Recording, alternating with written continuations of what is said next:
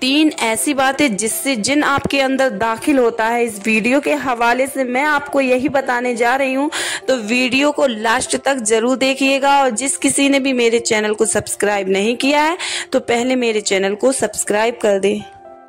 तो hello guys, अस्सलाम वालेकुम वरहमतुल्लाहि वबरकातुहू। उम्मीद करती हूँ कि आप सब खैरियत से होंगे और ईमान की दुरुस्त हालत में होंगे।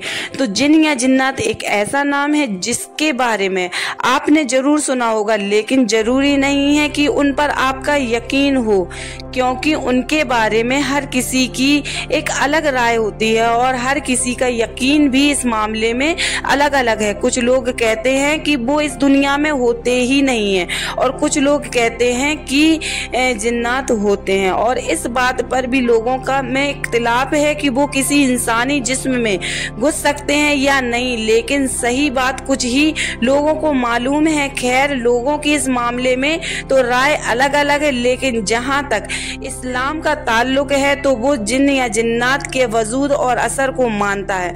और इसकी दलील कुरान में आपको कई जगह मिल जाएगी जहां पर इंसानों के साथ जिन्नात का भी जिक्र किया गया है, और हदीस में भी इसका जिक्र मिलता है, जहां पर अल्लाह के रसूल हजरत मोहम्मद मुस्तफ़ा सल्लल्लाहु ताला अलैहि वसल्लम एक जिन की वादी पर गुजरे तो उनको इस्लाम की दावत भी दी।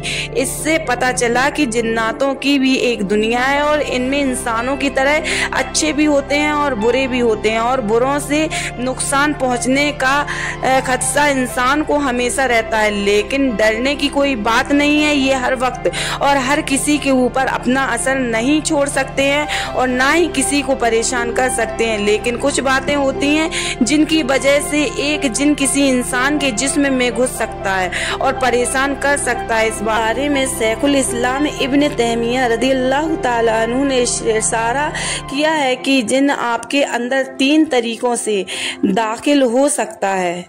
पहला, जिन को आपसे प्यार है। जिन्नातों में से कोई आपको किसी वजह से पसंद करने लगा तो ऐसा हो सकता है कि देखा जाता है कि आम तौर पर हमारे घरों में औरतें जब कपड़े वगैरह बदल रही होती हैं तो बिस्मिल्लाह नहीं पढ़ती हैं, जबकि हो सकता है कोई जिन्नात उनको देख रहा हो। जब वो किसी जिस्म को वगैरह कपड़े को देखता है तो ऐसा हो सकता है कि उनको ये जिस्म भा जाए और वो उसके दाखिल होकर गलत हरकत करने लगे। यही वजह है कि इस्लाम ने जिस तरह हर काम के शुरू करने से पहले बिस्मिल्लाह पढ़ने को कहा है और अल्लाह का नाम लेना बताया है, तो ठीक उसी तरह अपने कपड़े उतारने से पहले बिस्मिल्लाह पढ़ने का हुक्म दिया है, क्योंकि जिस काम से पहले बिस्मिल्लाह पढ़ लिया जाए उसमें बरकत होती है, अल्लाह की मदद शामिल होती है और इंसान नुकसान से बच जाता है और दुश्मन की हसद, जलन और जुल्म, ज्यादती आने वाली बला और मुसीबत से उसकी हिफाजत हो जाती है। दूसरा, जिन्न आपको पसंद नहीं करता। जिन्न बहुत हद तक इंसानों जैसे ही होते हैं।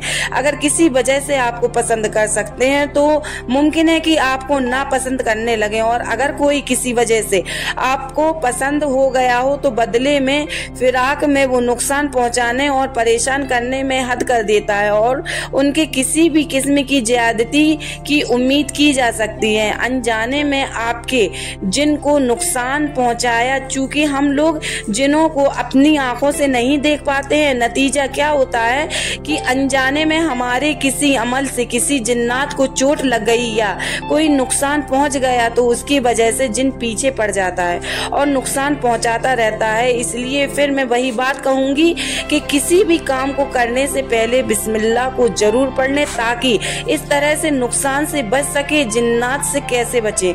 कुरान सुन्नत की पाबंदी करना, नमाज के पाबंद रहना, हुजूर अकरम सल्लल्लाहु ताला अलैहि वसल्लम की मनकूल दुआओं को पढ़ते रहना, अल्लाह से हमेशा शैतान की पनाह मांगना, खासकर बैतुल खुला जाने के वक्त दुआ पढ़ना, अल्लाहुम्मा इन्नी औज़ु बिका मिनल खुबसी वल खुबाइस, और गुस्से के वक्त औज़ु बिल्लाहि मिनश शैतानिर रजीम पढ़ना, और हर काम के करने के पहले बिस्मिल्लाह शरीफ जरूर पढ़ना। अल्लाह के जिक्र में मशगूल रहना, गुनाहों से बचते रहना। अल्लाह हमें हर तरह की बलाओं से महफूज रखे।